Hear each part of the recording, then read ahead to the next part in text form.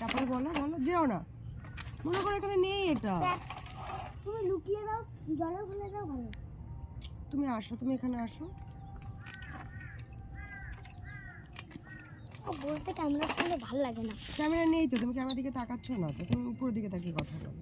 বাবা অভ্যাস করতে হবে, লোকের সামনে কথা বলতে হবে না। বলো তারপর। এখানে তো তুমি তোমাকে দেখছো, তোমার নিজেকেই নিজে লজ্জা পাও, তাহলে কি করে হবে বলো? আমি তো ক্যামেরার সামনে আয়নার সামনে দাঁড়িয়ে দাঁড়িয়ে গল্প বলি। লোকেরা দেখার পর বলবে কি এসব কি সব উল্টো এই লোকেদের কথায় কি যায় আসে? লোককে তোমাকে খেতে দেয়? আরে আমার ইউটিউবার বাড়বে না। এটা তোমার ইউটিউব চ্যানেল, এটা অন্য ইউটিউব চ্যানেল, অন্য একটা চ্যানেল। নাও তুমি বলো, এটা কেউ দেখতে পাচ্ছে না, কেউ চেনে না তোমাকে। বলো বলো বলো। তারপর আমি সারাদিন না ঘুমিয়ে জেগেছি না, মশা জড়াতে পারে। ওর একটা কালো গাড়ি, এর জন্য কালো জানা বলে ঢুকতে পারিনি। আমার কি সারা জেগেছিলাম। তারপর যখন সকাল হয়েছে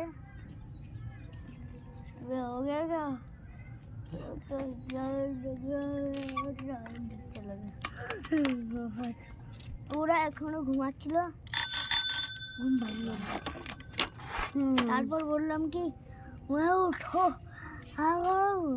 শীত তো চলে গেল বলো, আর কত বসন্ত চলে আসলো।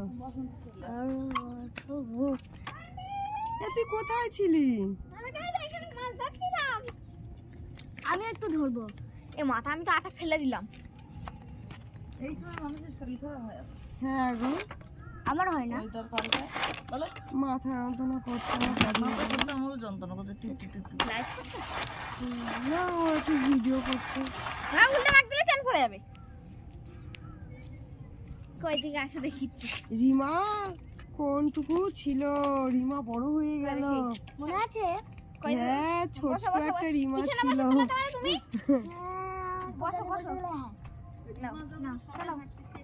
হ্যাঁ আমার শ্বশুর হ্যাঁ যখন দাঁড়িয়ে থাকতো হাতে তখন পেটে গামছা ধরে হ্যাঁ এরকম হাঁটাহাঁটি করে বর্তমান থেকেই চাকরি করতো। হুম এই ওপরে দেখতো হাঁটা তো বর্দা, তারপরে চলে গেল এনটা ট্রান্সফার হয়ে ওই বর্ধমানে থেকে চলে গেল। তারপরে এই রবীন্দ্র হ্যাঁ